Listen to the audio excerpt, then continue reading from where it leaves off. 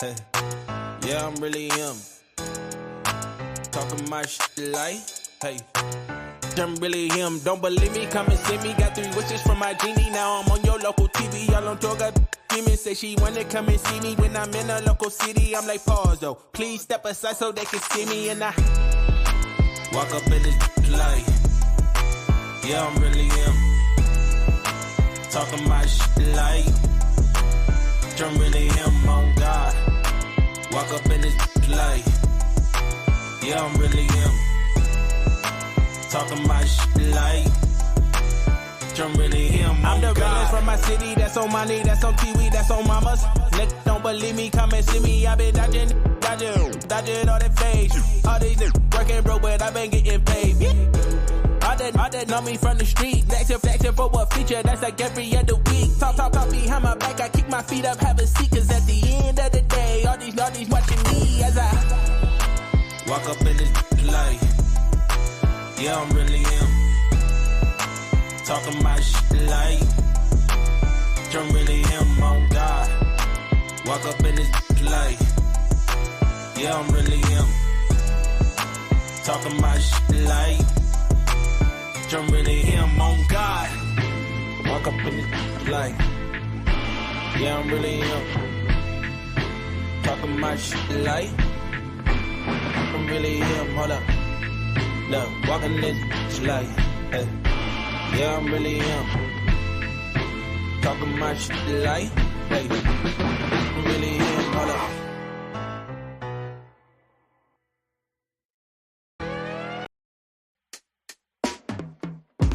I spend my Mondays like Fridays. I spend my Fridays in a box with my heart on my whining. I put my ponies on pedestals to the keeping them grounded. What's that mountain to nothing? Let's make something from nada. Let's go to Gucci and Prada. Set the buildings on fire. Screaming death to designer while we listen to ponder. I'm on a grown man, baby face, kind of a tantrum. Spreading like cancer did. And my father's skeleton. Damn, but I ain't sad that he come while I'm crying to help. Yeah.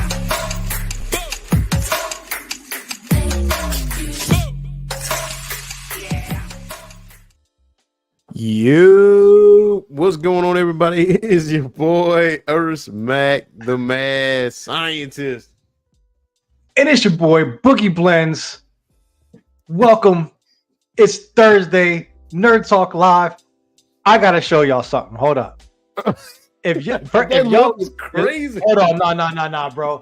If y'all are in the Discord, bro, y'all need to check this shit out, dog. Wait a minute, man. This man out here. Screen. No. Oh, you talking about the picture that was in there? Oh, hold on. No. Who is this man? Hey, you don't know who that is? Bro, no. I do. I know now. Now I know. I didn't until you said that, though. What? First 5 minutes, we can't cuss. First 5 minutes, we can't cuss. That is Bret Hart. This dude is zooted, cuz. This man is out there. Bro, he's that good. looks nothing like Bret Hart anyway. Because he high. Well, allegedly he's high. But, because that picture been circulating yesterday. And a few days ago, there was a picture of him and Snoop, like, arm in arm, like, just dap each other up or whatever. And so then that picture comes out, and it was like, yo, this is what happens when you hang out with Snoop. Crazy. That's crazy. This man is out Smack, there, bro. Slap silly. Bro, I think in real life, though, I think Bret Hart do roll up. I really think he rolls up. First of all, the type of stuff that you're subjected to as a pro wrestler, yeah, I feel like weed is very, very, very low on the scale. You know what I mean? I'm pretty sure everybody partook as well into some other things. I mean, yeah, not all of them. If you got flagged for weed, but I say a good majority. Huh? Yeah, if you got flagged for weed, you got fired. Weed? Back in the day, yeah. If you got flagged for weed, you getting fired. It's like a violation. Believe it, like as unbelievable as that sounds, it's literally people got fired over that shit. Like You pop out, bro. The shit that comes, but the shit, you know, the crazy thing is though, is all the other well documented shenanigans that have went on over there, and even some of the most recent things that came out. You know, you gonna tell me that weed is what you were kicking people out for? Like that is preposterous. But now I wouldn't say like back in the 80s. I mean, that was different. But I think the policy changed with WWF. Like, you know, after the Attitude Era or whatever the case may be, and it was pretty hands-on with that shit. And then when you that makes sense. Right. If you're talking about like if you're talking about like if you're talking about like the Attitude, like late 90s into like the freaking 2000s. Yeah. I get that. I get that. Yeah. But I mean, now that's crazy. It's whatever now because you know I cannot believe that was Bret Hart, bro. I was sitting there, I was looking at the picture. I'm like, who the hell is that, bro? And you're like, that's Bret Hart. I'm like, nah. That's the hitman, dog. That is the hitman. Crazy. That's the sharpshooter man himself. That is the sharpshooter man himself. Like, no gap. That is definitely him. Through and through, man. Through and through. Took you by surprise, though, ain't it?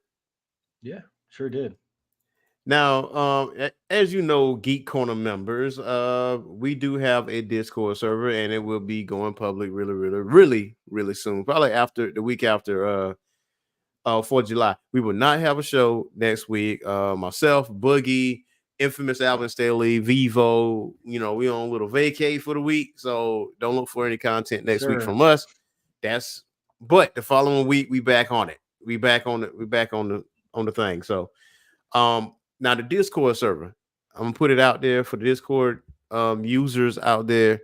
The Facebook group page that we have will be non-existent once Discord is 100%. So we slowly weeding out that process of the Facebook group page. So over the weekend, over the past few days, actually, myself, Boogie Blend's been working tirelessly on this Orange Phoenix Geek Corner Discord server because we have quite a few things on there, quite a few channels on there. We want to make sure that it's pretty seamless. Not everything is going to be 100%. I don't think that's with any Discord server, but we're going to be highly active.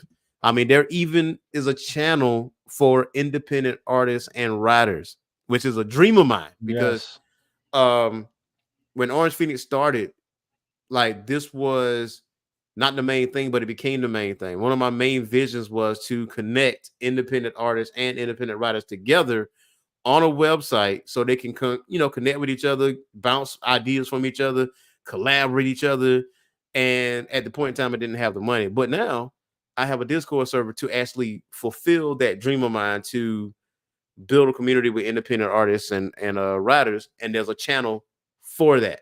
And it's called Creativity Corner. And that's just one channel. The other channel is anime, pro wrestling, TV, movies. We got voice channels all lined up. So cannot wait to show that out to the public and share it with everybody, man. Super excited about that. Yes, sir. News Boogie Blends. Yeah, so man, I think it looks really good, man. I think there's a little bit of everything for everybody there, and it's really, I think it's well organized. Mm-hmm. It was a lot of work, but it looks. I think everyone's gonna have a lot of fun, and it's built for engagement. You know what I mean? It's built for the community, and it's built for everybody to bounce ideas and talk to one another. So, if you're watching, if you're already following Orange Phoenix, if you're on the Facebook page, if you're on the Patreon, which if you are on the Patreon, your subscription in Patreon will be attached to your Discord account. So when you get in there, you will automatically have access to your tiered subscription content. Yes, sir. So bam, that's already linked. We've got that ready to go for you. Seamless. Mm-hmm. Join in and follow us there. Communicate with us there. Yeah, man. We got it lined up, man. Today we got a jam-packed show for you guys today, man. Obviously we're going to be talking about Blade and the controversy with that, as you see in the thumbnail, to our Twitter followers and to our YouTube subscribers, because we actually jumped up in subscriber count over the past week. Ooh.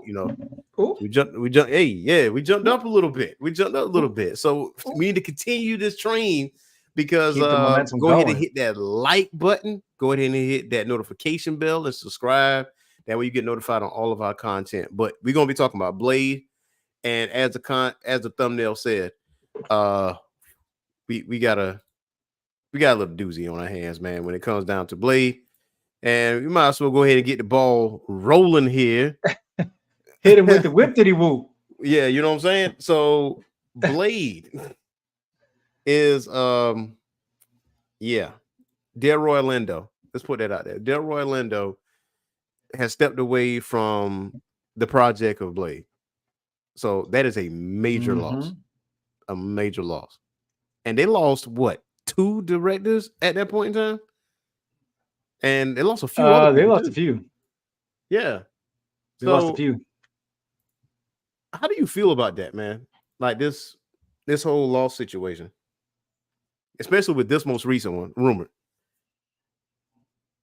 Well, first of all, like, I don't really think that this is going to be a full write-off, right? Because do you remember what happened with Lindo, right? And him being out, or now in, right? And who else left? It was looking at it, Jan Demange. Yeah, Stacy Osai Kufor, Bo DeMayo. That name is very familiar. If you were familiar with X-Men 97, he's out. Michael Starberry, Nick Pizzolatto, Michael Green, and a departure of 2 directors, Bassam Tariq and Jan Demange.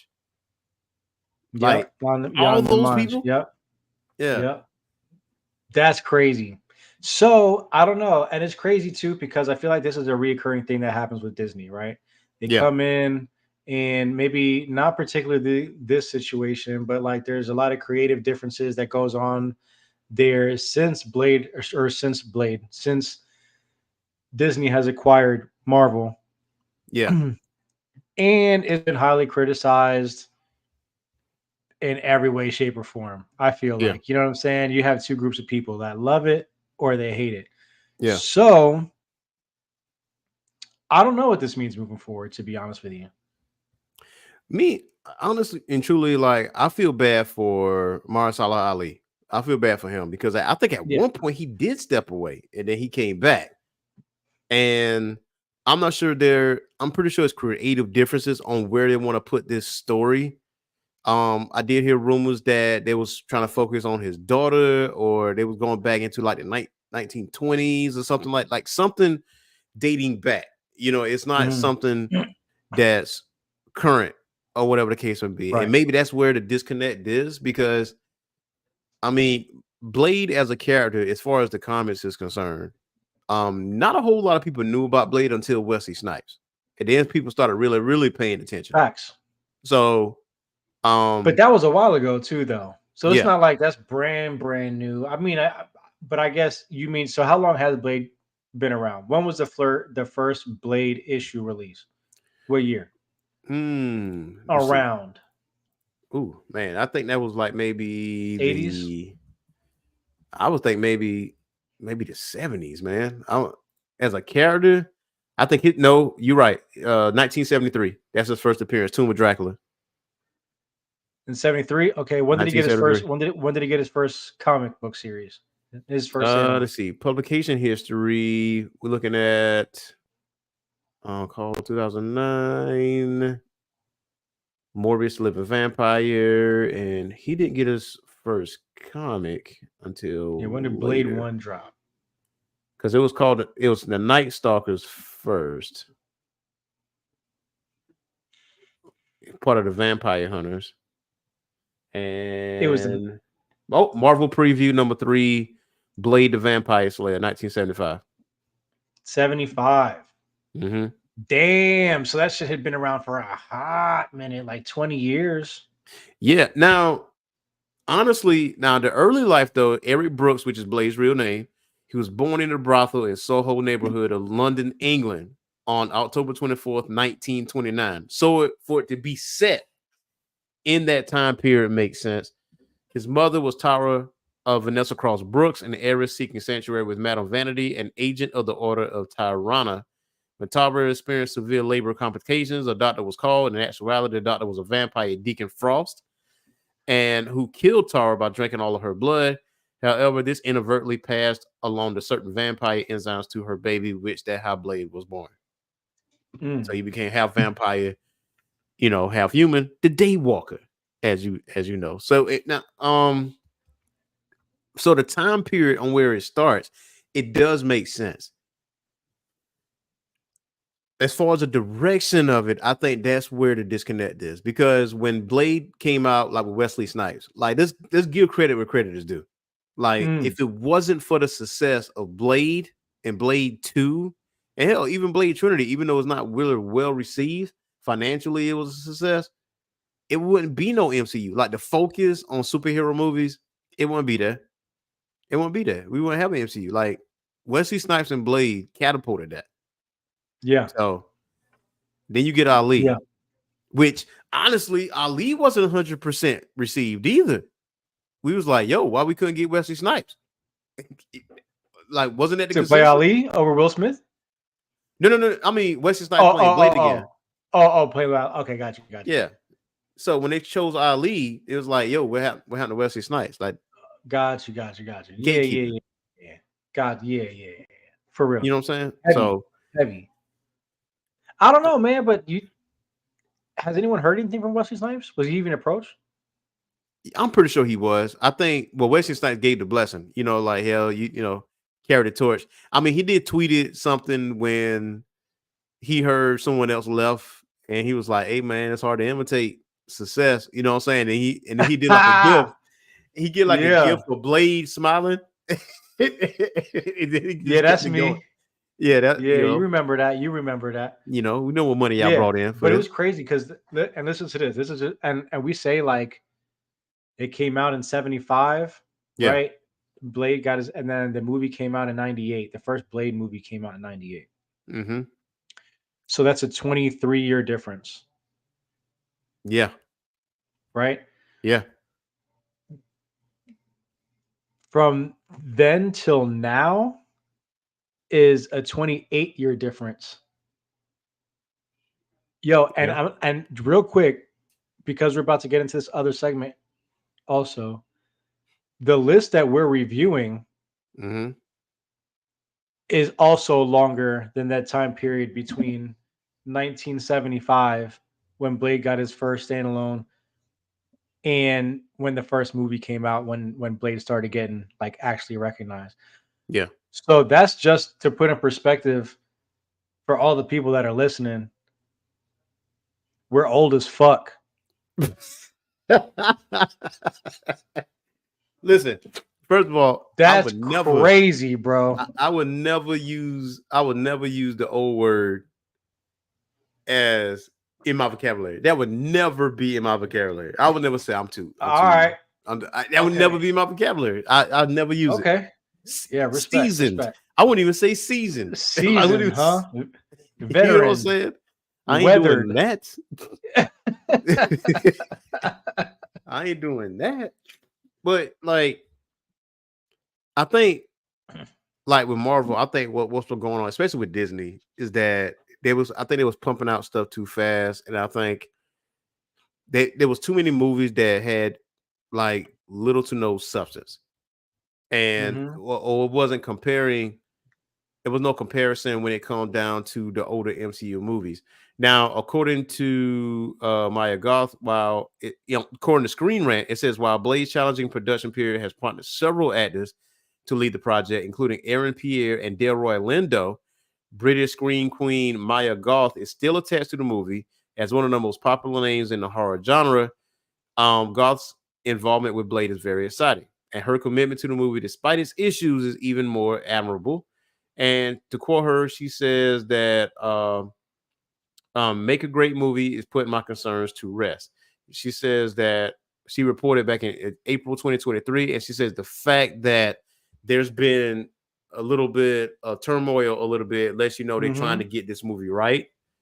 And I'm like, that's one way to look at it. You know what I'm saying? But us as a collective, especially going in some of these group pages and stuff like that, man, they were like, hey, man, just leave this shit alone, dog. this you do away with Right. it. It's all right. But it's too late though, because in the Eternals, Blade made an appearance, not physically. You just heard his voice. You be like, "Yo, don't touch that." I didn't even watch that shit. I heard Eternals was garbage, so I didn't even watch it. I didn't watch it. So I didn't watch it. Okay, I heard that shit was garbage. I heard like on some how can I say this? Batman versus Superman type shit, like on some fucking like it was bad. Hold on. Which Batman versus Superman? Talking the regular one or the Ultimate Edition? No, the regular one. Okay, all right. See, the Ultimate Edition is better. I just put it to you. It is better. It is better, but it still could have been better. Of course. Now, Eternals, if you want to compare that to the first 10 years of the MCU, it would be low tier. I would say that. It would be low tier. But the Eternals do make sense in the continuity. You know what I mean? Except for that giant celestial that was just in ice. Do you think it deserved its own film? It does, because of, if I remember correctly, in the comics, when the Eternals were integrating with humans, that's how mutants became mutants. That was they passed on that gene, the X gene, with different abilities and stuff. And honestly and truly, you can literally bring in the mutants and the X-Men in the live action movies through the Eternals, because in that movie, because I'm pretty sure you're not going to watch it, but in that movie, some of the Eternals got married to a human person and had kids, and then that's just what it was. So that could easily fix the mutant issue, that while there's no mutants there, even though Kamala Khan is viewed as a mutant now. And there's already been showing of the X-Men and the Marvels and the post-credit scene for that. So, and the Fantastic Four will be set in the 60s or something like that. So there's a time difference here. Right. So when Blade falls in place, you can easily say, where was Blade during the Battle of New York? Well, first of all, they ain't Blade's wheelhouse. He ain't fighting aliens and shit. He fighting vampires, ghostly figures, anything supernatural. That is Blade's wheelhouse. Don't look for me to fight no aliens. That ain't Blade. Right. So Moon Knight. So what Moon Knight's been dealing with, or what Doctor Strange has been dealing with, that is Blade's wheelhouse. Like that, I mean, he's doing some serious damage in the comics right now in Blood Hunt, because he's doing some diabolical work. That's all I'm gonna say. This man turned Miles Morales into a vampire. Bite him. Think killed Doctor Strange in the first issue. That's the series that's going on right now called Blood Hunt. That's what's going on in comics. And his blade just causing carnage. So to take it back though, Blade went to Dracula to train. So now he can turn himself into mist. Blade can actually do that now. So he's like, yo, that's I need to next level shit, bro. Yes. So Blade he's trying to turns into mist. Into mist. Yeah, he can turn into mist. Fuck. So Blade is even more dangerous than he was before. So it's like, And I think he's the Lord of Darkness. I haven't read Blood Hunt. I got the first issue. I read the first issue, and the ending, the last page was shocking. I was like, oh shit. I'm like, okay. So I got to read. I got to read issue 2, 3, 4, and so on. So, and that's what it is. But if you're looking for 2025, like Disney, what's up? What you got? I was just gonna say, like that, just to reference to just other films that were criticized for like making like these big staff changes. Right? Was Thor in the Dark World 2013? Right? Patty Jenkins was supposed to do that one, but left. So Alan Taylor took over, and it got like mixed reviews. The shit was trash. People hated it, right? Yeah. Then after that, there was Ant-Man in 2015. Right? There was like that was supposed to be directed by Edgar Wright. You're right. And he left or he was fired because of direct creative issues, the same as Patty Jenkins.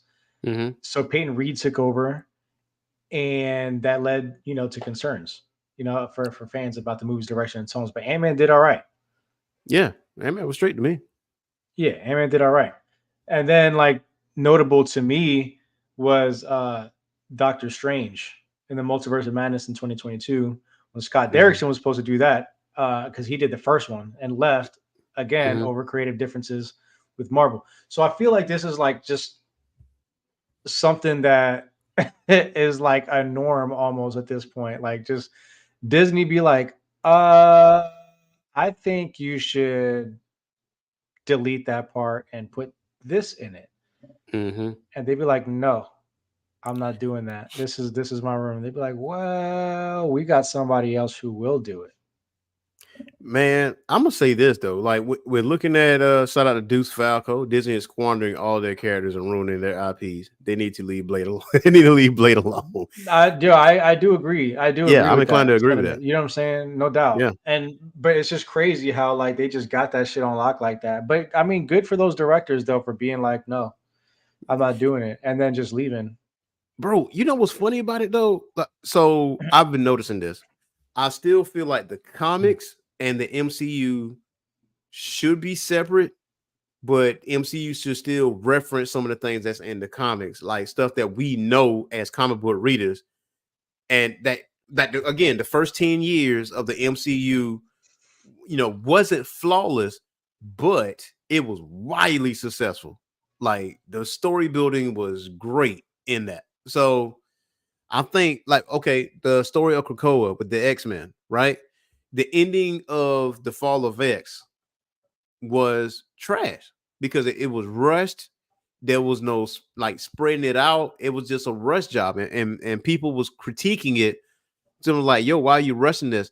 And there's been speculation to comics trying to get more inclined with the MCU or whatever, and that is the wrong move. Like if you want some comics declining, that's what you get. That's how you're going to get that.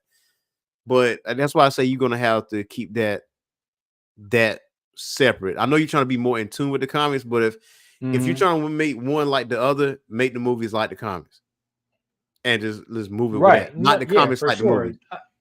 Yeah, I mean, but that's where they get their source material usually, right? Is from the comics or the graphic novels or whatever, the mangas. But it's like I think you're right. Like what you said at the beginning, that the comics and the MCU should be separate. Yeah. I do agree. I do agree with that. Now, the way that they interpret that source material is kind of like no one gets to decide that. You know what I'm saying? So they just kind of, I guess somebody does, but we don't, unfortunately. So like when it comes out, I feel like it's really important to just kind of go in there with an open mind and just be like, well, it is what it is. You know what I'm saying? Like, but it's really hard in this community to you know what I'm saying? Like they will fuck something up, bro. We will fuck something up before it comes out. Some of these directors are openly saying, well, I never read the comic and I'm not going to. Like, bitch, do you understand what you about to do? Yeah. Right. That's this crazy. Movie will fail. Like, yeah. You now I get a director's level of creativity. I fully understand that because they want the creative juices flowing. They want to have their own little stink on the character. But man, listen, you got your source material. Read that freaking source material. And then based off of that, you do what you do. Like, don't just say to spite the comic book readers, I'm gonna just do what I want to do, and I'm gonna just put my own creative stank on it because we're gonna trash that movie to the day as long. You ain't gonna make that money. You wasted 10, 15, 20, maybe $100 million on a movie, and you didn't even make it back. You're dumb. And you're dumb. Exactly. You're dumb. You're fucking dumb. And there's people in Hollywood that still do this shit. Like they see it and they just keep beating the dead horse. It's like, no, we still gonna do our own thing. They can't help it. Yeah. I'm like, come on. Bucko says the crazy part is the work is already done. That's insane. It's insane. Right. Absolutely correct. Like it's literally right here staring in your face. This is what you do. You don't even got to do word for word, bar for bar, because honestly, nobody really wants that per se. So again, the first 10 years in the MCU, minus a few fumbles. Dark World was a fumble. It was perfect on what they was trying to convey. They marketed it to people that never read a comic book in their life, but also didn't shit into people's faces that read a comic book because they keep throwing Easter eggs all over the place and having references or whatever. And whenever we hear Easter egg, we point, we like, we'll do that. Yeah. You know what I'm saying? So they helped us out with that. Now DC, when it came out of DCEU, there was directors doing this. Everybody was this thing. You seen WW 84? You seen Wonder Woman 84, didn't you? Unfortunately. Yes. Unfortunately, I did. That is one of the most awful movies ever. Who decided this? I think both of them were pretty bad. I can't say the first one was bad. That first one was pretty damn successful. I can't say the first one was good either. Go back and watch the first one. Just go back and watch it. Just watch with new set of eyes. WW 84, don't go back and watch that shit. That's trash. But I think the first Wonder Woman was actually really good. It's weird that they had Wonder Woman like base all of her decisions off of some penis. That's crazy to me, bro. She was powerless to that, bro. Powerless. So what? No lasso is strong enough to break her free of that grip that she had on that, bro. It was, and I was like, dog. Yo, think come for on, yourself. Man. I don't know, bro. I was like, this is She crazy. defeated Ares, didn't it? Like she defeated Ares, and come on, dude. Just watch. There's been some times where Diana fell in love. You know what I'm saying? Like she fell in love. Okay. It's been some times, love will fuck you up. Okay. Comic book wise. You might be this warrior princess, and next thing you know, like, oh shit, smitten. It's over. Yeah. What is that thing? What's that? But can you blame her though? Come on now. You live on an island with nothing but Amazonian women, and then you get this one guy that just crash lands there, and you never met a dude before in your life. Just because you live on an Amazonian island full of nothing but women doesn't mean that you don't know what love is. Oh, that's true. That's true. But you never. But I'm saying, like, you know what I'm saying? No, I get it, but like that doesn't mean I've never seen an alien before. That doesn't mean I'm gonna fall in love with it. Nah, that's true. That's true. But you okay? So the guy. It's not like he was being disrespectful. He was being a nice dude. Like he understands that this woman can break me in half at any moment's notice. He stayed in his lane. That's true. That's true. That's true. But hopefully most people would. I'm just saying. You know what I'm saying? Like that. It was just a weird dynamic. You know what I'm saying? That's not what I expected. Yeah. Death by and I just thought that I just thought that was weird. You know what I'm saying? I don't know. I'll watch it again. Check out. I was like, come. Because not Wonder Woman 84 though. Don't watch that. The first one. Okay. Yeah, please. I'll give it another shot. Listeners, do not. If you haven't watched Wonder Woman 84, do not watch that. Okay, do not watch that. Unless you want to carve your eyes out with a sport, Unless you want to do that. And that was atrocious. that was bad. That was bad. That was a terrible movie, man. Don't do it. Terrible movie, man. So, but yeah, so like with DC movies, like a good majority of them was trash. Outside of Zack Snyder's Justice League, where I feel like that was a masterpiece of cinematic work as far as how the seriousness of the situation. Man of Steel, really good. Man of Steel was really good. And even with Batman vs Superman, the Ultimate Edition. That was slightly better than the actual original, and Wonder Woman first. But The Flash, only reason people watch that movie is because of Michael Keaton, and that's it. Yeah, that's it. Yeah, we want to see Batman 89. That's all we want. I hope he got a bag for that too. I hope he got a bag for that. He got a bag for that. I hope so. He got a bag for that. That's all it is. He better. He knew what it was. Yeah, he knew what it was. Exactly. They knew what it was. He was like, listen, this mofo trash over here, but I'm gonna get this bag because they came to see me. Ain't nobody coming to see you. They coming to see me. I'm the one selling the records. That's my competing. They come to see you. Yeah, motherfucker. They coming to see me. Yeah. Tiny, come like my stogie. That's my competing. Speaking of which, you got Beetlejuice coming out. So, okay, before we get into the PlayStation list, for the listeners out there, if you have like cable or whatever, if you don't have cable, because you know the static TV stuff is gone, you got Me TV and all that. There is a channel now called Me TV Tunes, which is 24 hours. So it's basically what Cartoon Network used to be back in the day. And you got classic cartoons for 24 hours, like Ghostbusters, Casper, Beetlejuice, Looney Tunes, Woody Woodpecker, nice. You know, the Jetsons, Flintstones, Tiny Toons. Yeah, I don't know about Tiny Toons. Maybe later. But they got Tom and Jerry and shit. Yeah, they got Tom and Jerry too. Yeah, they got Tom and Jerry too. Me TV Tunes, man. They announced it like a few weeks ago, and I saw it today. I just ran across it by accident, you know, and I was like, "Wow, that's what's up." I'm with that. So, my man, we are here with this list, bro. All right, this PlayStation list. Hold on. So, look at the tape here.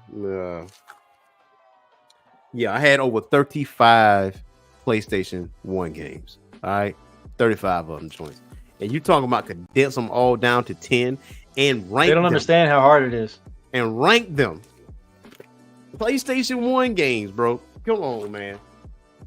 PlayStation 1 games. Like how many games did you have total before you had to break it down? I had like in the upper 20s. I was probably 20s, 26. 26? 27, yeah, something like that. I didn't break into the 30s. You didn't break into the 30s? Okay. All right. Didn't break into the 30s. Not into the 30s, bro. But like I did, like, I don't know. It was tough. This is the toughest one out of all of them so far, I think. Yeah. This one, and if 2 weeks from now is PS2. Yeah. Or like if it's Dreamcast, that'll be one thing, but that PS2, that is gonna be the toughest of them all for me. Yeah. Or if it's Xbox. Yeah. OG Xbox. That's gonna be another one, right? Like that one's gonna be tough too. For context, the PlayStation 1 came out in North America September 9th, 1995. Japan came out December 3rd, 1994. So Japan had it before we did, obviously. So this was the start of the decline of Sega, because Sega Saturn came out and it was the more powerful console than PlayStation 1. But when PlayStation had their showcase, which was ballsy, by the way, super ballsy, it's like, we got a console, here are our games. Oh, by the way, it's this price here, which was significantly cheaper than the Sega Saturn, and that killed it pretty much. Which is honestly and truly, it's a ballsy move for us. Yeah. It's a ballsy move for us, because when the last time Sony had a console? This is the first console Sony ever made. So you got Nintendo, which is proven, Sega, which is already proven. And you got this third console that comes out that is just brand spanking new. Like, you taking a gamble there. Like, little did we know. That is true. Yeah. That is true. I think you went first last time, right? Yeah. I went first. Let me see. What was I'm trying to figure out the 95. It was Sega dropped the Saturn $100 to match the PlayStation's $299 debut price. So that bitch, bro, the PSX was $300. From what I understand, from what I gathered. Let me see. Hold on. Bro, in 95, $300 was something. That can't be right. Nah. I feel like that's not right. I feel like it's like $199. I feel like it's $199. Yeah, that sounds more like it. It could have been $299 though, but I feel like that's steep. Yeah, I'm seeing the same thing. Leeds Hutchinson, Ars Technica, Babbage, employee in 95, recalling how PlayStation pre-orders greatly outnumber Saturn sales. So Saturn had to drop their price based off of that. Damn. $299 for sure. Yeah, that was it. Damn. We were spending $300 on that joint. That's what we Not me. I was renting the PSX from Blockbuster. Oh, work? Oh, for real? So you never had like I did eventually. Eventually I did. But like for the first when it came out, like I was renting it. Oh, word. From Blockbuster. That's what's up. That's what's up. Yeah. Well, man. We got some PlayStation here, man. I'm ready. What you got, bro? What you got? At number 10, I got Parappa the Rapper. Parappa the Rapper. I got Parappa the Rapper at number 10. Kick, punch, kick, punch. Wow. Bro, I used to punch, kick, chop. Bro, that was my shit. Man, Parappa the Rapper. I remember that used to be on like every single there go my man right there, little onion head getting it. Look at my look rapping good. Man, that's wild. That's wild. What? So I remember this game used to be on like all the demo CDs that you would get, like if you ordered pizza or if you got like a Game Informer magazine. Mm-hmm. Or something like that. You used to get like these little demo discs in there, and Parappa the Rapper and Armored Core used to be on all of them shits. Yeah. Damn, man. Parappa. Okay, Parappa the Rapper. Okay. Mm-hmm. What you got? My number 10 is Jet Moto. I told you. Why you had to start it off like that? That's crazy. Bro, you started it off crazy. I can't wait to hear the rest of yours. Jet Moto, dog. Like, I don't think people fully understand Jet Moto, bro. I don't think they fully understand that game. That game was hard as piss. I'm gonna tell you that right now. As a racing game, and I think about this game often. I really do. Oh my god, bro. Oh my goodness. I think about this game often because I'm like, where's this game? Why they haven't done a remake on it or what have you? Like, you could do tricks. Like, there was a grappling system to the people that never played Jet Moto. There was a grappling system to latch on to like a pole to swing you around like a curve. But you was going all the way around. Sometimes there was other, jet skis or whatever machines you was calling them coming your way, and you're thinking you're going the wrong way, but you're actually going the right way. You just had to look at you gone, right, you gone, right. Don't hit a tree, stupid. It's hung up in a tree, stupid. It's a wrap for you.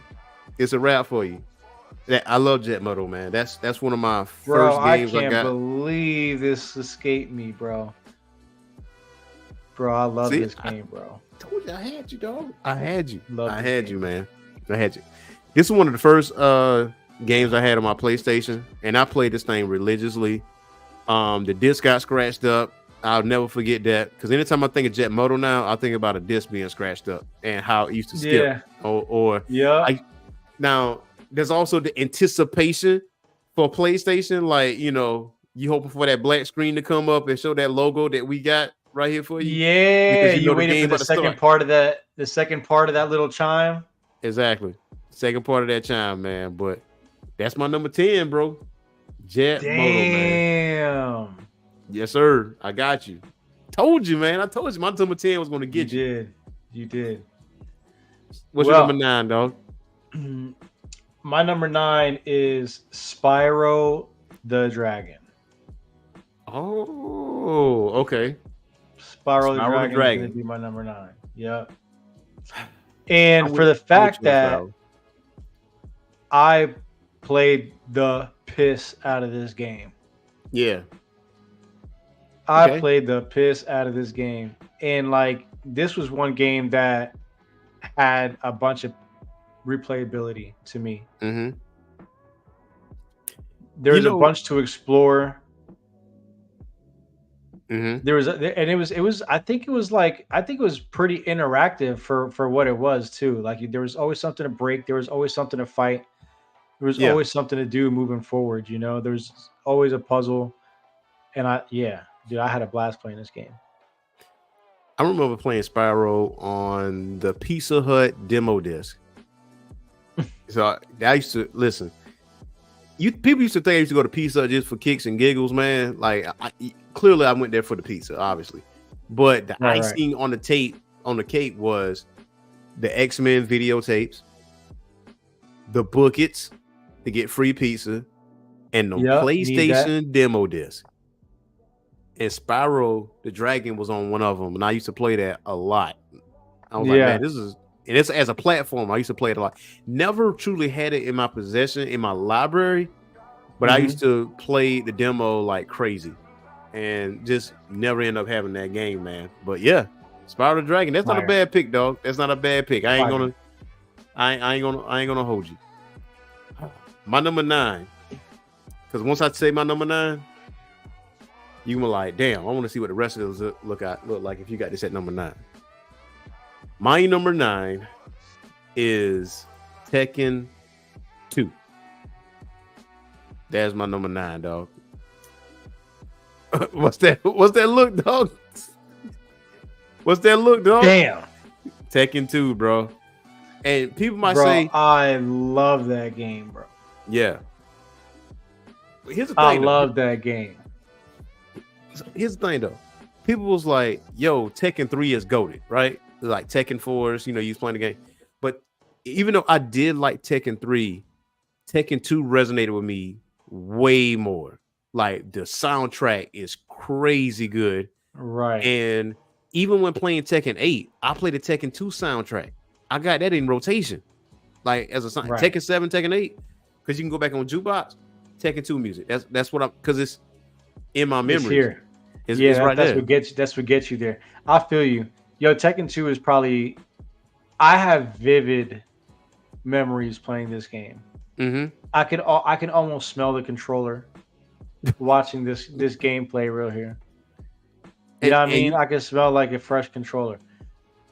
Bro, Yoshimitsu, my guy, bro. King, my guy, bro. This didn't make. I don't want to spoil it. This did not make my top 10. But this was supposed to be on the list, no doubt. Let me tell you something. If you get King and you get somebody that know how to use King will end your existence. King is a problem. Let him grab you one time. Yeah, it's combo after combo after that, bro. That's your done. ass. It is done. Your whole body is contorted by the time King's done with you, bro. He gonna make a press like you, fam.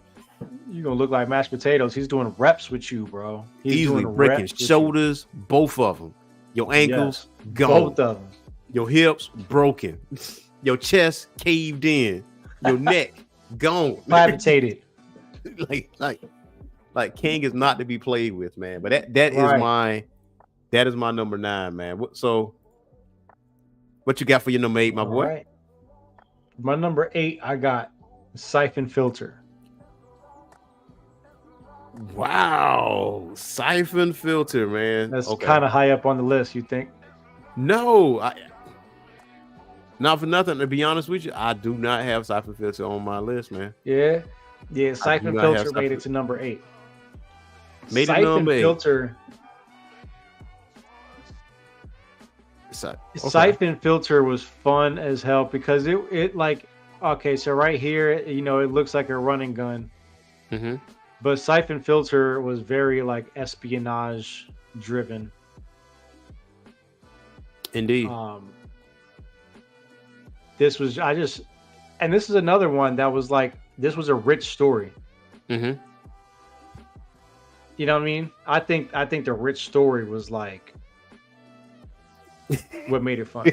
Deuce, like it's your list. I only just top five. No, my top 5 is solid, bro. I actually can't wait to get to the top 5. To be honest, I cannot wait either, man, because I feel like mine's gonna shock people, and yeah, I can't wait for that. I can't wait for that. I'm not even gonna hold you though. I wasn't a big fan of Cypher Filter. No, I wasn't. Maybe because I played something else, and that had me. I know what it is. That's you know what I'm saying. So that what it was for me. But I can tell you what my number 8 is. My number 8 is Crash Bandicoot 2. Interesting. Crash Bandicoot 2. That was one of my. Not for nothing though. Crash Bandicoot was like one of the first games that I played that made me say I want to get a PlayStation. I didn't have a PlayStation. Bro, I'm 100% with you, bro. I'm 1000% with you. And it was this one. It was Crash Bandicoot 2. It was definitely this one. I would never forget it. I remember it vividly. My god brother came over there, and I view him as my little brother. So he came over to spend like the weekend with us, and he brought his PlayStation, right? Mm-hmm. And who do we got? Who do we got? Hit that shit. Yeah, so you know what? No. He didn't have a PlayStation. We rented one. That's what happened. We rented a PlayStation, and Crash Bandicoot was one. Gran Turismo was the other. But we was playing this like crazy because those gems, it was like hidden like throughout the levels or whatever. Yep. We had to find all 3 of them, whatever. So I'm like, man, I want a PlayStation now. Like, this is what I want. Because at first I was going to get a Sega Saturn, but now I messed around and I played the PlayStation, and I was like, Crash Bandicoot, and I was like, this is it right here. I want to send me that PlayStation 1 right quick, player. Facts. Yeah, run that. That was easy stuff. I never fell down that hole running backwards though. I never did that. Nah, you can't. Nah, you can't do that, bro. That and what was it? The boulder that was chasing you? Oh yeah, that you had to run from. Oh man, that shit was so fun. Man, I might have to play Crash Bandicoot before I go to bed, man. Yo, facts. Yo, I got my emulator ready, bro. I got my emulator ready. You think I'm bullshitting, bro? I'm playing this game, bro. Easily. It's coming. It's on the way, man. It's on the way. So, what you got at your? Where you at? Number 8 or 7? Number 7. Number 7. What you got? Your number 7. At number 7, I have the other game that I think you were talking about, which is Splinter Cell. Wait. Hold on. Splinter Cell was on Xbox. All right. So that can save you though, because you could put something else in that spot now. Well, okay, perfect. Yeah. Oh, okay. Well, whoa. Hold on. Let me grab my list. We got you. Cool Borders 2. Cool Borders 2. Damn, I forgot about that. Cool Borders 2. Cool Borders 2. Bro, Cool Borders 2. Oh my god. My shit, yo. That was my shit. Oh, I forgot about that. I can't believe I forgot about Cool Borders, man. Yeah, bro, Cool Borders is that heat, boy. Bro, for real. Oh man, bro. I used to get disrespectful in that game too, bro. Man, come on, man. Cool Borders 2. Again, PlayStation, demo, Pizza Hut. That's how I was introduced to Cool Borders, man. That's like one of the best snowboarding games out there, man. Before for real. Before SSX, Tricky, and all that other stuff, man, like Cool Borders was it. Like, damn. And it's, man, this ain't spoiling nothing because nah. Damn it. It's not on my list, man. I'm so mad at that. I'm so mad. I am so mad at that, man. So mad. Cool. That's how I feel about Moto. Jet Moto. Jet Moto. Man, Jet Moto. But now keep in mind, like not next week, but the week after next, We're gonna do the top 10 underrated games because there's a lot of underrated PlayStation 1 games. Oh like, yeah, it's that flew under the radar, like a lot of them, to the point that it's criminal. So, okay, man, I need a minute. Damn, I can't believe it. I can't believe bro. That. I can't believe I left out Cool Borders. I can't believe I missed out on that, man. Bro, wow. Cool Borders was great, bro. My number 7 is X-Men versus Street Fighter. I knew it. I didn't know where it was coming, but I knew it was coming, bro. To be honest, I thought it was going to be higher. I thought Tekken was going to be higher on your list too, just knowing who you are. But this has been a really, really good list from you so far. So for me, okay, I had to choose between. So Marvel Superheroes was there alone, and then X-Men vs. Street Fighter was there. But X-Men vs. Street Fighter had better music or whatever, and I was a 2D fighting god out here. You know what I'm saying?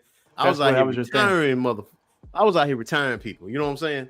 Like out here just putting them down, dog. So, X-Men vs. Street Fighter was my jam, and I mean I played this thing religiously. I think there was a code like you can like do the switch outs, like do the tags or whatever. So that was a thing. Yeah, and I had like I still play it to this day. I got I keep saying this. I got an arcade 1-up machine right in front of my desk over here, and every now and again I turn the arcade 1 on, play some X-Men versus Street Fighter. That's my jam. Fight Apocalypse at the end, which you can actually play as Apocalypse if you unlock him. There's a code and stuff you can put in.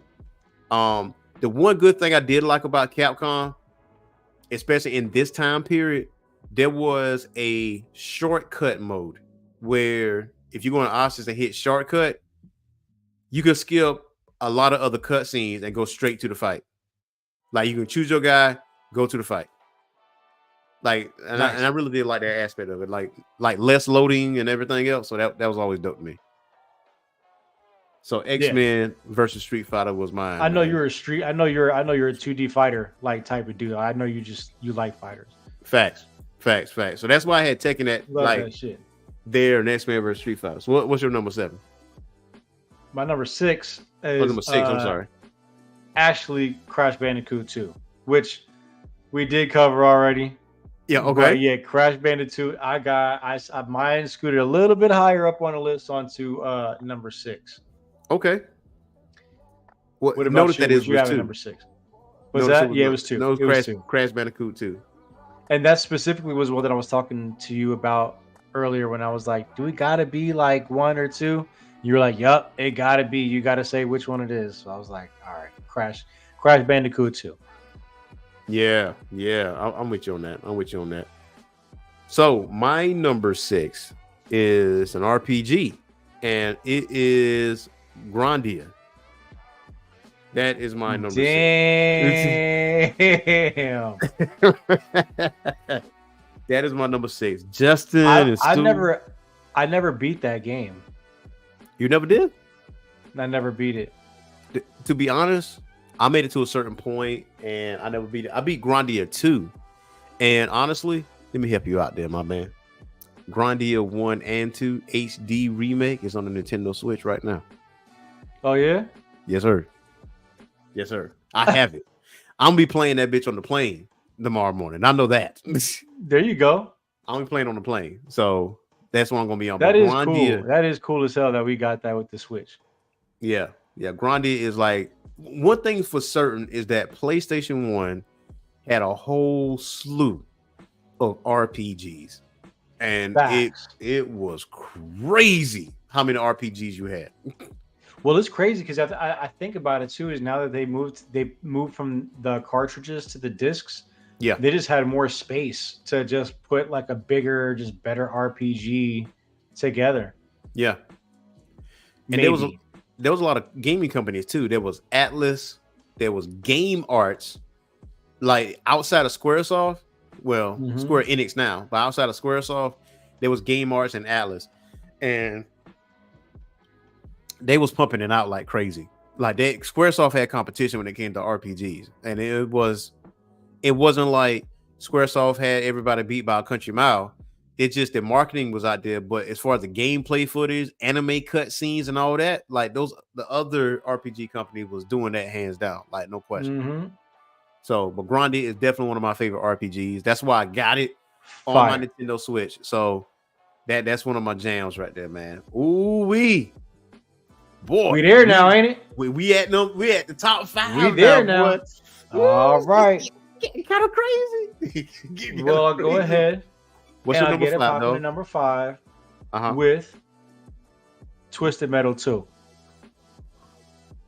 Oh. Twisted Metal 2 was my shit, bro.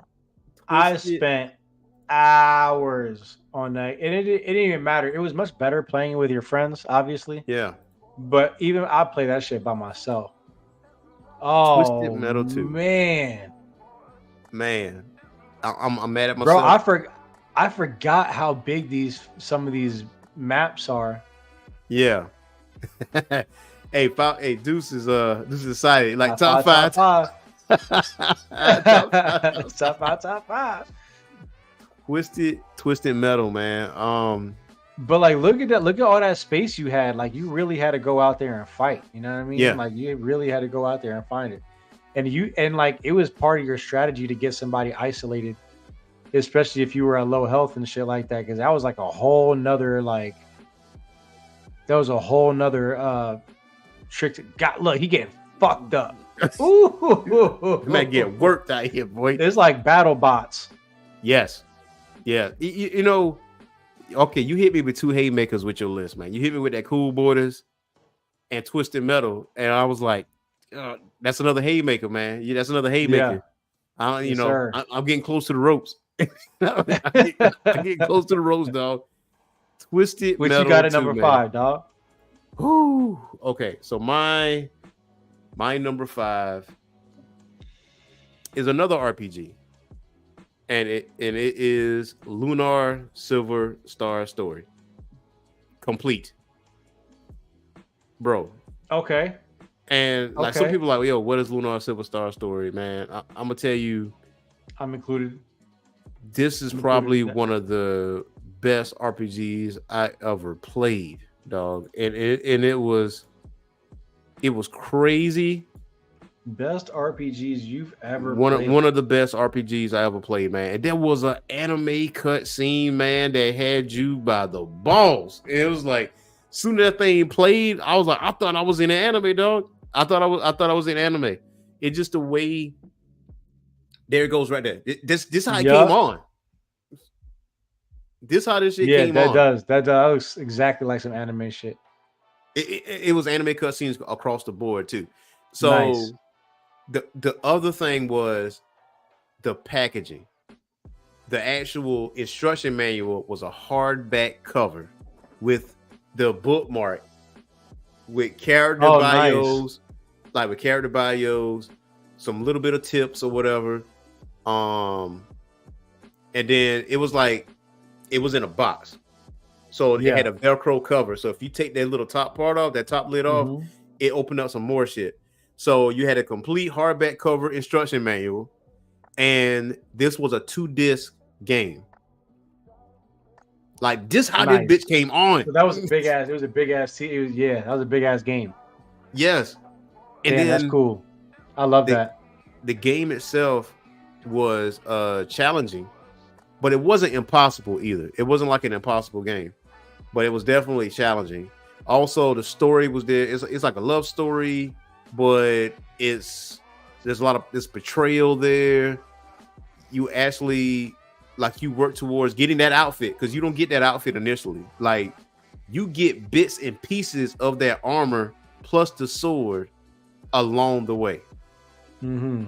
And then you fight or befriend different dragons, and once you defeat them or you befriend them, you get their abilities, and then you go fight the main villain.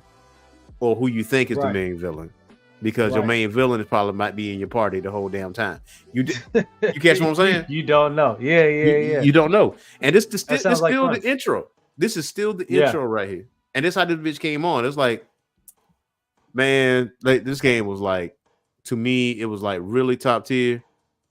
So this is like some of the gameplay here. So like these are the obviously you know how PlayStation 1 gameplay is.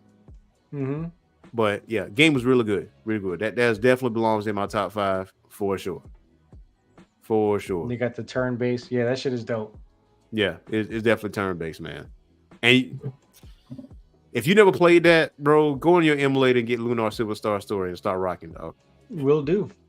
We'll start rocking. So, what is your number 4?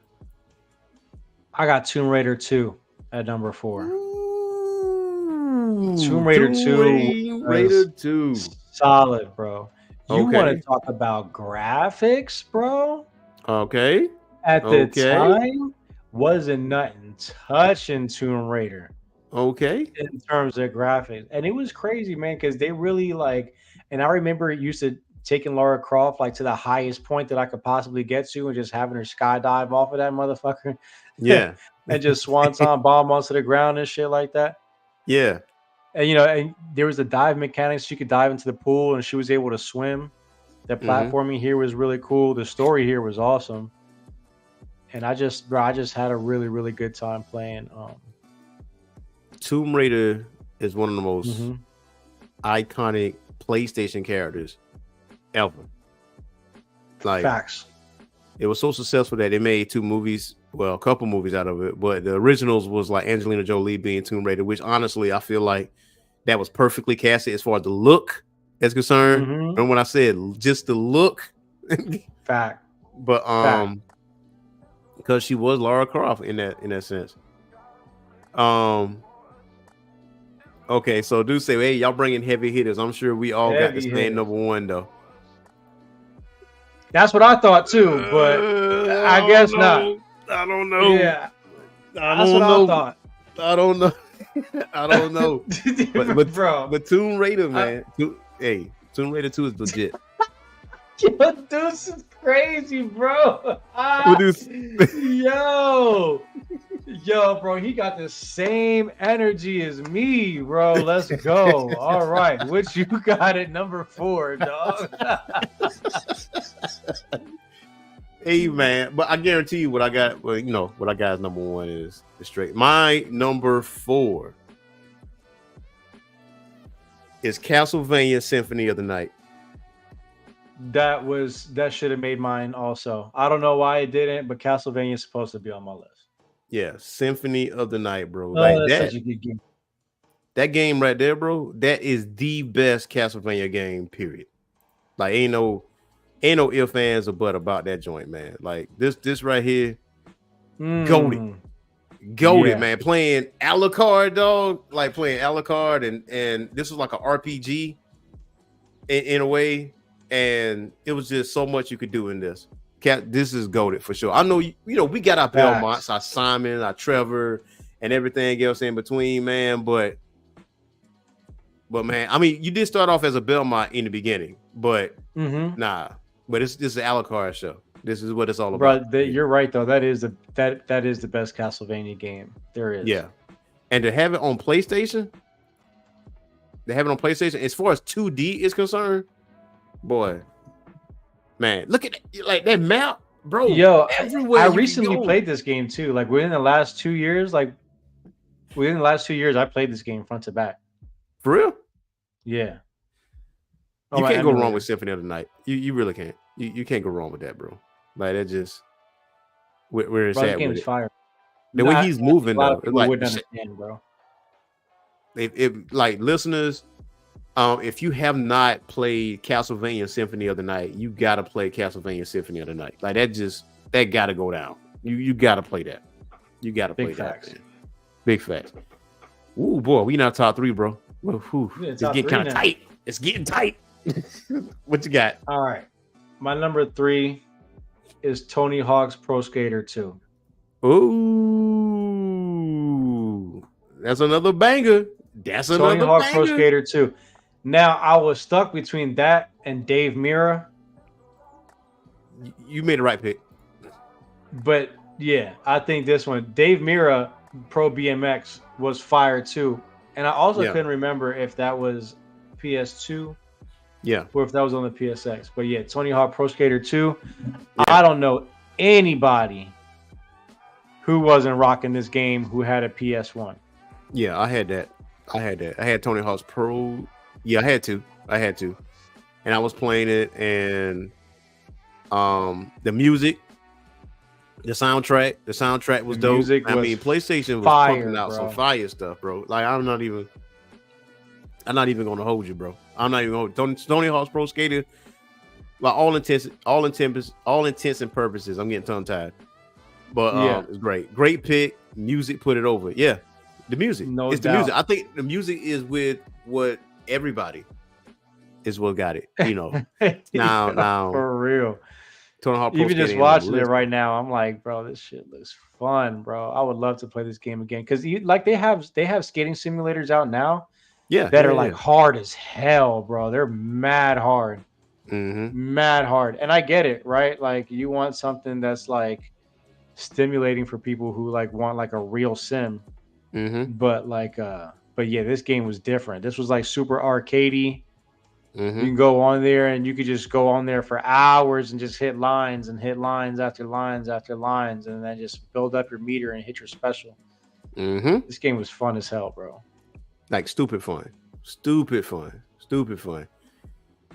Oh boy, getting kind of nervous about my top 3. What you got at number 3, big dog?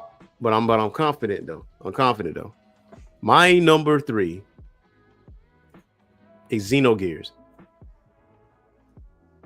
Damn. Woo. Hey. Oh, got him. Did I get him? You got him. Oh, you got him, dog. Xenogears, bro. If y'all haven't played, let me tell y'all something about Squaresoft. Squaresoft been putting out some heat.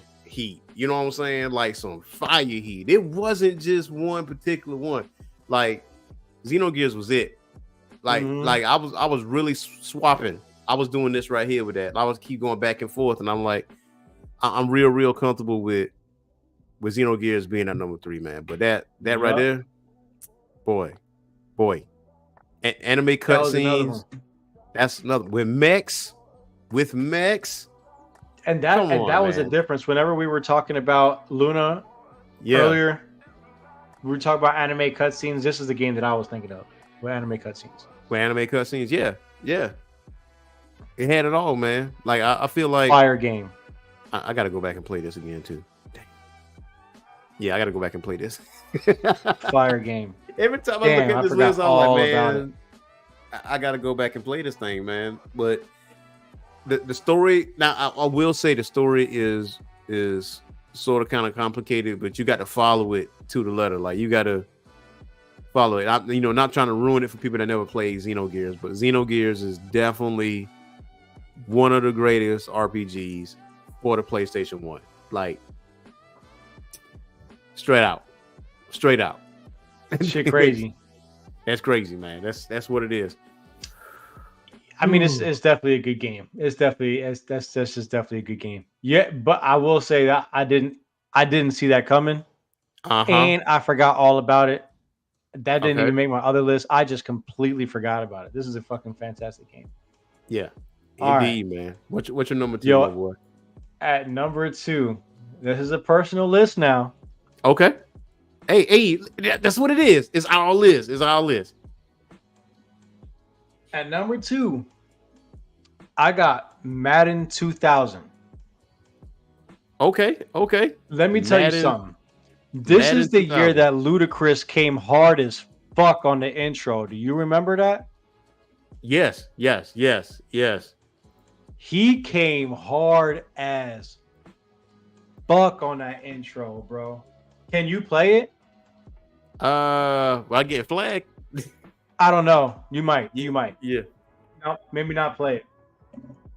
But yo, Ludacris went stupid, bro. And I remember that forever. And this game to me was like, this is after, like, mind you, this is 2000. The year 2000 was a big deal. when the shit happened. So when the year 2000 dropped, shit was coming out, bro. Mm-hmm. When Madden 2000 came out, look at this coin toss, bro. It wasn't no other Madden doing shit like that, bro. Right. This game was fire, bro. And when I'm telling you the game that I was playing against all of my friends, this is it, bro. We was playing this game, bro. We was playing Madden 2000. When this came out, we was playing Madden 2000. I ain't gonna hold you. You gotta come harder than hard, rougher than rough. I remember that joint. I ain't gonna hold you. Now, for the listeners out there, there was more football games than just Madden. Okay, there was Quarterback Club, there was Game Day, there was Blitz. Like there was more football games out there. It was variety. Mm-hmm. It was like that's what it was, and EA got greedy because competition was getting a little more competitive and starting to be better than them. They said, yo, let's get this license real quick so nobody else can get it. Nobody else can get these teams. So that's what happened. So that's what happened with Game Day, Quarterback Club, and all these other football games that you could have picked from. And now, right now, you have no other choice but to get Madden because that's the only football game because of the licensing situation. But which is some bullshit. Which is some bullshit. Yeah. Just some bullshit. That is some bullshit. But for what it was, bro, this was my game. And even just watching this right now, I'm like, damn, I have vivid memories of playing my dad even in this game and just getting so irate at him just busting my ass. Yeah. And I will say that not this particular Madden game, but Madden in general was where I got all my knowledge of football. Okay. Like when it comes to rules and when it comes to how the game is played and game management and stuff like that, this is where I actually learned football. Like I like to watch football, but it was like, oh, the guy gets the ball and he runs with it, you know? But this is where I learned oh yeah, you can't do that. That's illegal. That's against the rules. Woo, woo, woo. Right? Well, what's funny about it is that, we got to give credit where credit is due. Sega is the one that brought Madden to the masses. There was no Madden game. Like Sega Genesis, it was Sega Sports. They had all the good sports titles, all of them joints. And one of the executives went to go see John Madden about creating a Madden football game for the console. And he said, listen, I need every single player on the field numbered. I don't know how you're going to figure that out, but figure it out. Don't give me 8.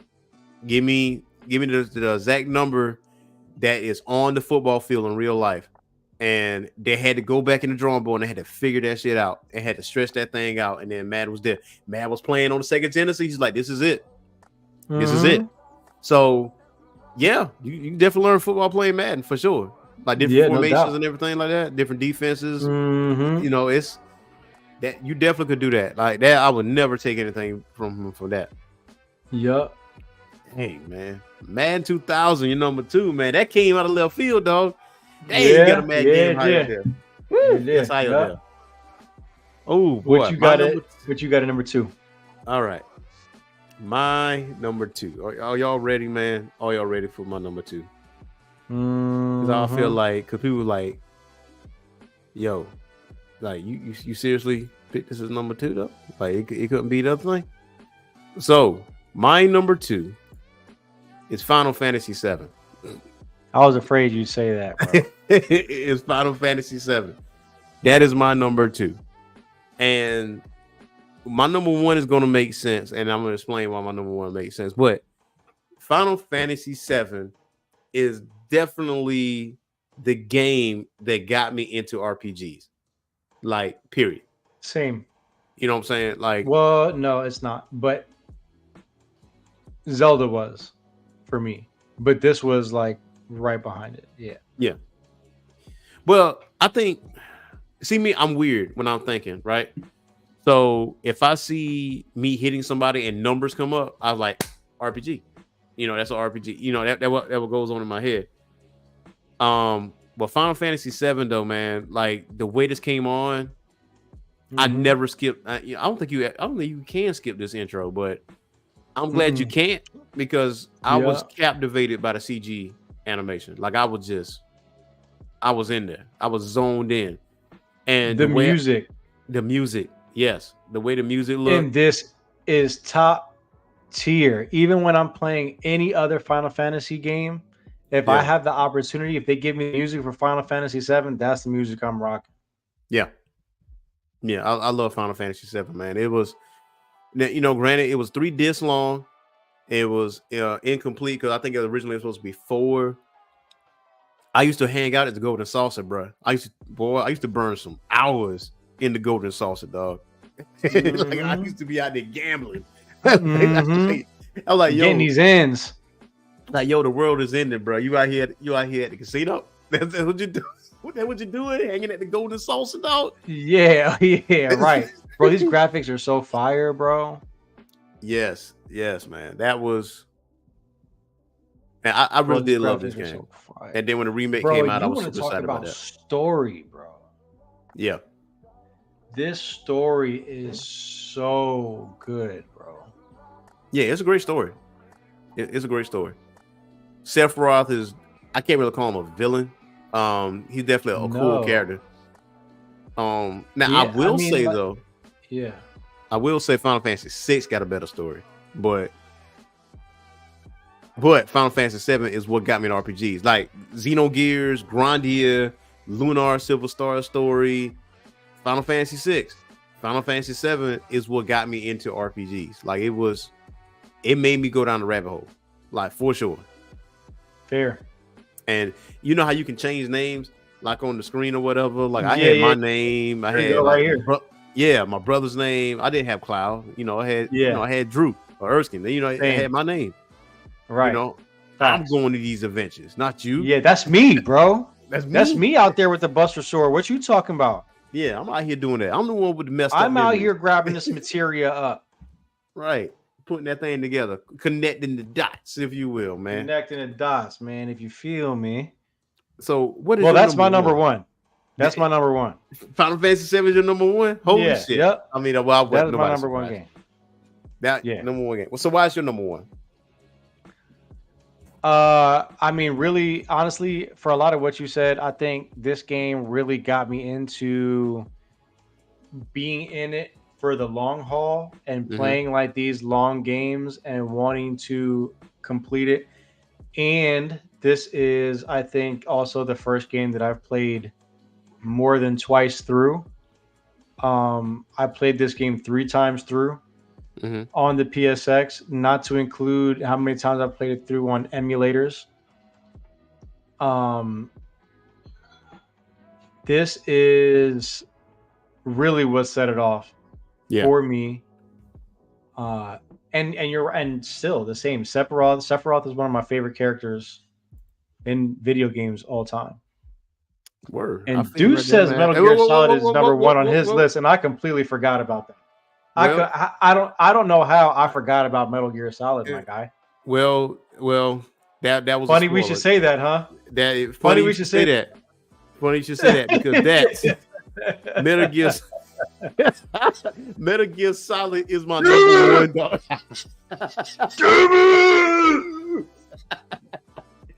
That's my number one, dog. That for sure. That is it. That is it. Metal Gear Solid, boy. And I'm gonna tell you, Snake. Like this right here. This was cinema. Metal Gear Solid was cinema to me. Damn. So, dude, yo, that's crazy. I thought that you were the weird one. Yeah. The whole time I was the weird one, bro. He said that's the one that he thought we all had at number one. I thought that everyone had Final Fantasy at number one, bro. Oh shit, bro. bro. That's what I get, bro. I completely forgot about this shit. How, bro? Let me tell you, bro. That Psycho Mantis shit is crazy. Yes, bro. because you had to go and play a 2 port to fight. You had to switch your controller port. You had to switch your controller port. Man, hold on, man. Hold on, let me hit the music right quick. Hopefully we can.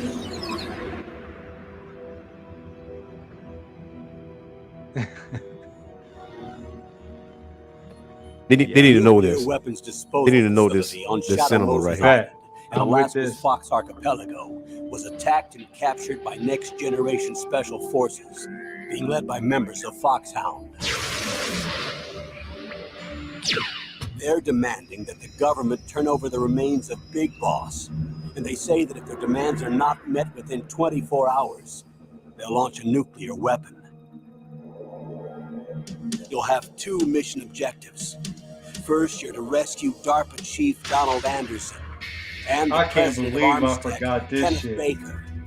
Both are being held even on as your list, hostages. dog? Come on, dog. Secondly, you're to investigate whether or not the terrorists have the ability to make a nuclear strike and stop them if they do. What's the insertion method? We'll approach the disposal facility by sub. And then? We'll launch a one-man SDV.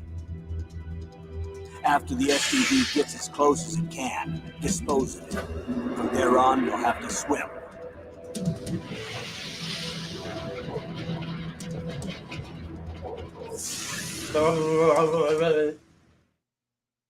High-tech Special Forces Unit Foxhound.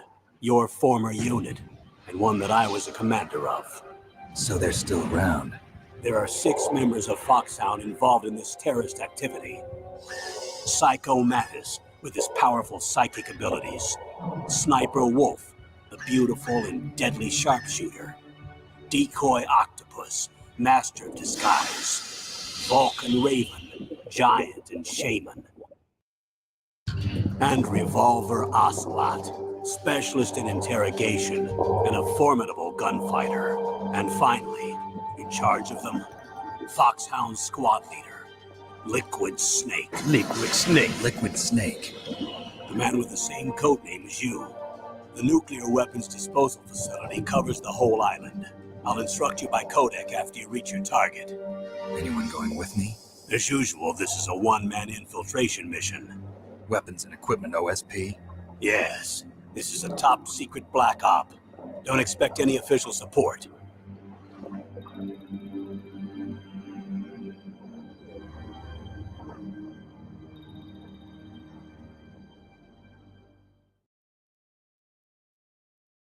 Bro, this shit is goated. This shit is goated. Go. I can't believe I forgot. I can't believe I forgot, bro. Man, bro. This shit right here, bro. This right here was, I played this game religiously, and I'm gonna tell you right now, I did some gangster shit. I played this without a memory card. What?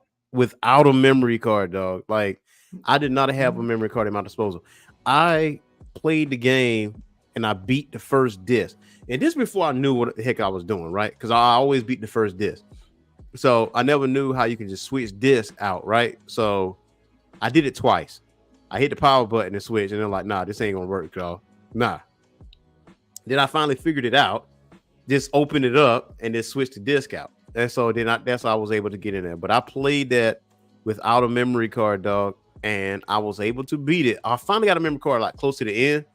And I was, I just had a Saturday. I was just going through this thing, bro. Like this. I was gonna say, would you leave your system on or something like that?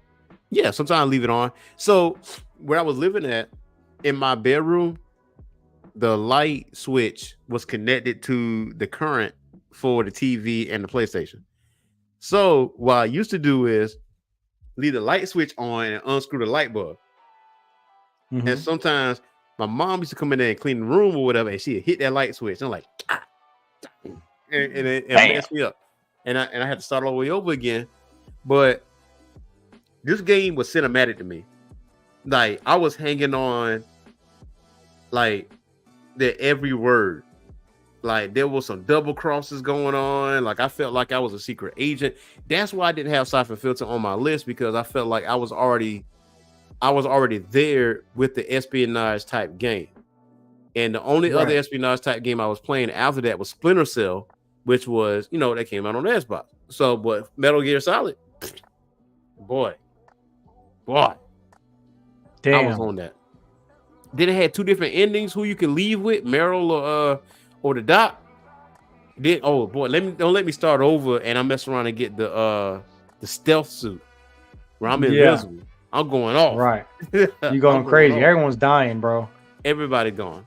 And I think there's a mode where you can go through the whole game without killing anybody.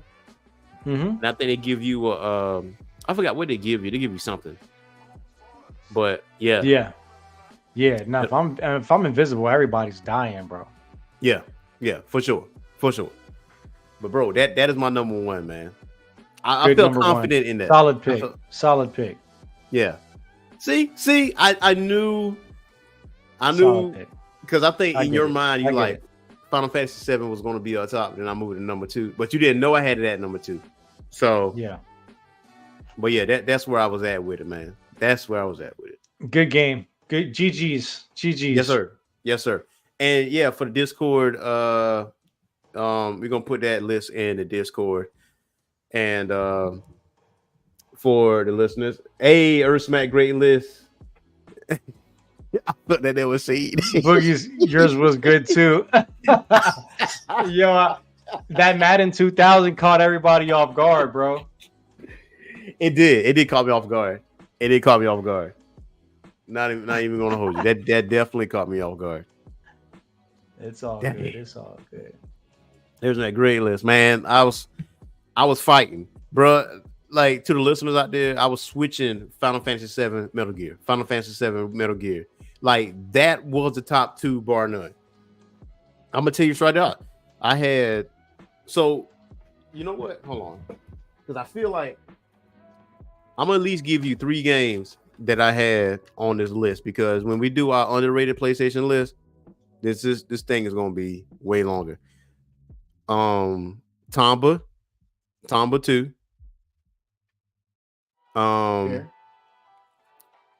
Well, I'm not gonna say that one because that's gonna be on my list. I'm not even gonna do it. Army Men, Super Puzzle Fighter. Army Men. Yep. And I'll give you one more. Dino Crisis. Dino Crisis was almost made mine too. Capcom is cooking. All right, Capcom is cooking like in the 90s and 2000s. I mean, they're still cooking now, but they were cooking. They had Dino Crisis, they had Resident Evil, they had Street Fighter Alpha series, they had the Versus series, they had Capcom versus, well, the Versus series actually encompasses Capcom versus SNK, but they were cooking on all cylinders. Like they had a library of games, and now we reduced to Street Fighter, Monster Hunter. So there's Resident Evil remakes. That's what we get. Right. Yeah, it was a different time, bro. It was a different time. We were spoiled, bro. We were spoiled. We didn't even know we were living in such greatness at the time. I ain't gonna hold you. I knew I was, bro. I was trading games, dog. We was doing drug deals with PS1 games. Oh, like, yeah, for sure. Like, let me get that Street Fighter EX off you, and I let you get Marvel versus Street Fighter and XYZ. Let me get that off you, player. I'll bring it tomorrow. Check the disc out. Make sure no scratches on it. It's cool. All right. Same time. I don't know you. All right, bro. I remember trading Bloody Roar for a Beast War toy. It was like 2 Beast Wars toys. Bro, you traded Bloody Roar for? Well, it's Beast Wars. Yeah. It was Beast Wars at the time. Yeah, at the time it was Beast Wars. Dang, Bloody Roar I had to have it. Yeah, had to have it. I love Bloody Roar. Yeah, love Bloody Roar. Great game, bro. But at the time, I was like, bro, I need that, bro. I need Cheetor. I'll never forget. It was the Cheetor. Yeah, Cheetor was the one that was like my favorite. He was my favorite Beast Wars character. And then the other one was the 8. Yeah. The 8. Okay. Maximus Prime. Maximus Primal. That's all like that. Maximus Primal. That's what it is. Yeah. Yeah. Okay. I can see that. But okay, how did you feel after you done traded that game though? Like I was good, bro. I was good because I still I had Cool Borders, I had Tekken, I had I had a bunch of games to keep me occupied, bro. I wasn't tripping. So I had a regret because I traded Marvel Superheroes versus Street Fighter for Street Fighter EX 2. So that's the only time I got finessed because the way my homeboy was advertising, he said, "Man, yeah, when you do a Superman, you're going to another planet." And I was like, "Yo, like what?" Huh? And, yeah, you know what I'm saying. And what he's saying wasn't far fetched because I knew how Capcom games was over the top at the time. So it's like when he said that, I took him at his word, honestly. So gave him Marvel vs. Superheroes versus Street Fighter, and he got me Street Fighter EX. Matter of fact, God rest his soul. It was one of my best friends, Demetrius Keels. Now that I remember, and I played Street Fighter EX. And now, granted, when I did a super move, it did something in the background, like some kind of like planetary thing, but it wasn't like putting you in space and nothing like that. So I'm like, damn. I can't any give now. I already got Street Fighter EX. I can't. Nah, I'm Gucci. I'm gonna take that L. Right. I'm gonna eat that L. So. Right. And I know he played the piss out of Marvel Superheroes versus Street Fighter. I know he did. Got to. You got it. That's what you playing. Yeah, but that is our list, man. Now, also for the listeners, what you about to say? Did you know that Bronny got drafted?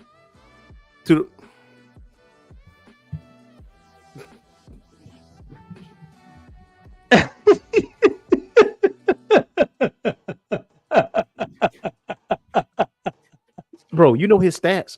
You know this man's stats. Boo boo. Trash. It's like 4 points. 4.8. Boo boo. All right, now granted. Okay. If I was he got automatic stripes, bro. He got automatic stripes, bro. Automatic. If I'm LeBron James, I'm gonna do the same thing for my kid. Like, I'm gonna put him on, but that's it. We know it was nepotism. Like, I think, honestly and truly, we know Bronny ain't LeBron James. I think we kind of put it out there. No, not even close. Yeah. And so this is really about the marketing, because the Lakers is about that money and filling in those seats. So if you got father and son, this is the first time this has ever been done on the same team. And all intents and purposes, you can play on that same team with your son for like maybe 2 years, and you can pull chops because you say you did that. You did that. Outside of playing ball, though, I don't think Bronny gonna be there like for the long haul. I really don't. Just by looking at his stats. Me neither. And I'm not crapping on him. You got people that are out there hooping, and there's other people that went into the draft hooping. Bro. And I don't see it. I don't see it. And on top of that, for you to not be that good and be on the same team with your dad, who's arguably the best to ever play it, I feel like that's really the recipe for like locker room drama and shit like that, bro. I think now maybe I could be off, but I'm just saying. Well, yeah, but considering it's the Laker organization and how they're trying to market this thing, I think they're going to be okay with it. But as far as the league is concerned, as far as people playing Bronny on the court, they're going to dog walk him on that court. Like, there's no, ain't none of that. Let it be Patrick Beverly. You think let it be Patrick Beverly. Bev, don't give it. Yeah, let it be Pat Bev, dog. Let it be Pat Bev. He a gangster for real, dog. Let it be Patrick Beverly. He a gangster for real. It's gonna be horrible. And I don't want to see that, man. And you know what's funny is that Bronny was like, don't pick me because of my dad. You don't pick me because of my play. And I was like, bro, obviously you've been prepared to say that. Like, come on, dog. Like, you know full well. Look, we knew this shit before, like a year or two ago. Like, we know whatever team that LeBron was going to, there was going to be some stroke in power where, pick up Bronny. Like, he ain't got to say nothing. He ain't got to say nothing. He don't. He really doesn't. Man. And if he was that nice, he would have got picked up in the first round anyway. Now, he got picked up 55th, bro. Yeah. Now, to be honest with you, I'm petty. If the owners had a conversation about this is who we getting, this is who we're getting, I'm gonna get off the. I'm gonna say, yeah, all right. I'm gonna get off the reservation. You know, the Spurs pick Bronny. Bro, I was like, yep. I got him. This ain't this ain't happening. And people gonna hate that person that picked him because they took that opportunity away. But nah, I mean, I don't know how to make it that. All I know is it's a money grab for sure. It's gonna fill them seats. Like this is the first time in history there is a father-son duo on the same team. That's exactly what it is. I agreed. I 100% agree. It's a money ploy. It's a PR stunt. And like they are mad people are gonna watch. Shit, I'm gonna watch, and I don't even like the Lakers, but I do want to see. I kind of want to see Bronny get tested in the NBA, and I want to see him play with his dad. I wonder what that dynamic is going to be like. Because I imagine everybody on that team listens to LeBron anyway. Yeah, for the most part. You know what I mean? So probably won't be any different for him. Like it's his dad. Listen to him, and then at first he might be like, "Joe, you're not my dad out here. You're my fucking teammate." And everybody else is going to be like, "Nah, we all listen to him too. We all listen to him too, bro. It's the same shit, bro. Just shut the fuck up." Yeah. Yeah. We doing the same thing as you, bro. Just shut the fuck up. I think like with Bronny, like with his stats, man, his stats ain't promising. Now, are you saying, if you asking me, is there an opportunity for him to improve for sure on his play? Absolutely. Because now you are, JJ Redick's team, because JJ Redick is the coach of the Lakers. So you got JJ Redick, you got LeBron James, your dad basically play to your strengths. Like maybe his strength lies somewhere else. Like maybe it lies only mid-range or a three-pointer or just a defender or you're the enforcer. Like maybe that's where your strength is. Maybe your strength is not shooting, getting points. You know, but it's still crazy. Statistically, father son on the same play on the same team. That is crazy. That is just wild. Crazy. That's wild. It's going to sell tickets for sure. Like for sure. Like, and then switching gears, like with the NBA, like with the WNBA, like I watched the Chicago Sky play the Indiana Fever like over the weekend. Like Angel Reese, Caitlin Clark, and Chicago, man. I mean, they came roaring back. And I know, and there's always a discourse between like Caitlin Clark, why she ain't on the Olympic team. Like, you know why? Like, there's other people that are better than her that's seasoned. And they dang near undefeated. Like, ain't she putting up numbers this season though? Ain't she top 5 like around the board this season? I don't think so. Nah. No?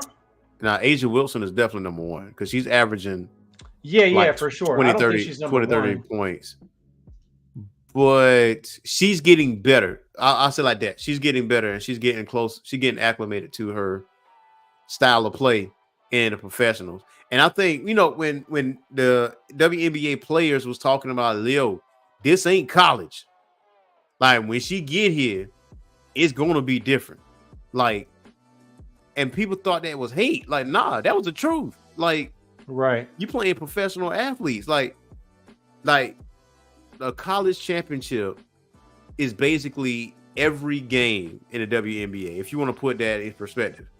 So, and you got these all-stars that you playing every other day. Like, true. And they're not going, and especially all this hype that you got. If you are hyped up before you get drafted and you get drafted, like they coming to see you. Oh yeah, no doubt. You got a target. You got a target on your back, and it's not bullying or nothing like that. A, you a rookie. B, you've been hyped up, and I'm gonna see what you about on this court. Everything else don't matter, but I'm gonna see what you about on this court. And if you trash, we gonna treat you as such. Like it's just what it is. That just, and you know, people be complaining and they never watch basketball a day in their life. So like they clearly never play street ball because that'd be trash is taught all the time.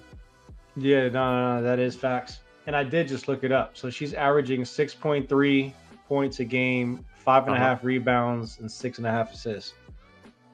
That's the average? Those are good numbers, bro. Yeah. She averaging 6 points a game? No, it's almost 16. Oh, okay. I thought you said, in what world is that good numbers? But okay.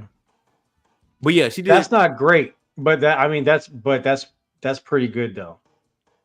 I did see in the game where it was opportunities where she could have taken an open shot and she didn't. She passed the ball off, and I think that's really coaching. That's coaching. Yeah, like you know, go through your progressions, that kind of thing.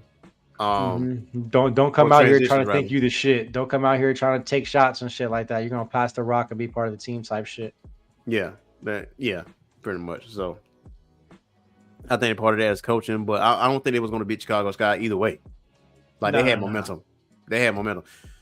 I mean, they was down by 14. Chicago was, and they came back and they did work. So, but that game was good. That game was very exciting.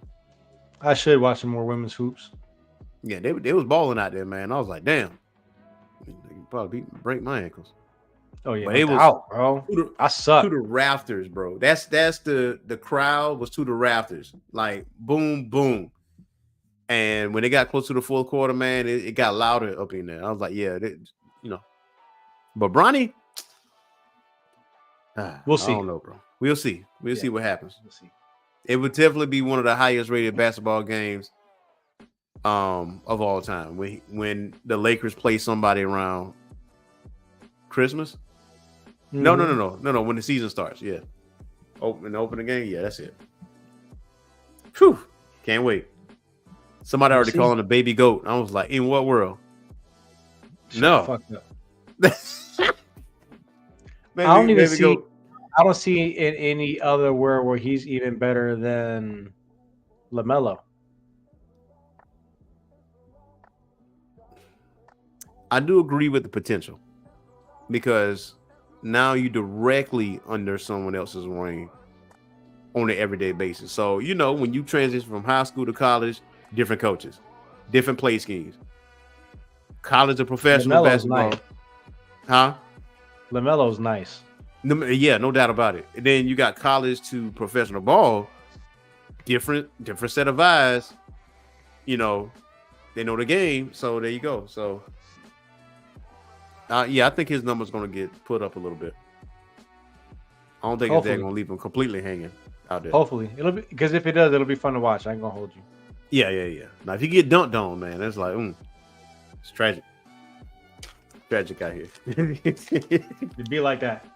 Hard in the streets, man. But yeah, that's our show for today, ladies and gentlemen, man. And I have to go pack clothes because I'm going to have to get on the plane, fly out to Ohio. And then next week, we're going to be off all week next week. So enjoy these shows. Check out our playlist. And because we're taking a break for the 4th of July week. So that's what we're doing. You got anything else for the listeners out there? Boogie Blends. Yeah, man. Once again, go ahead and jump on that Discord. Make sure you come in there.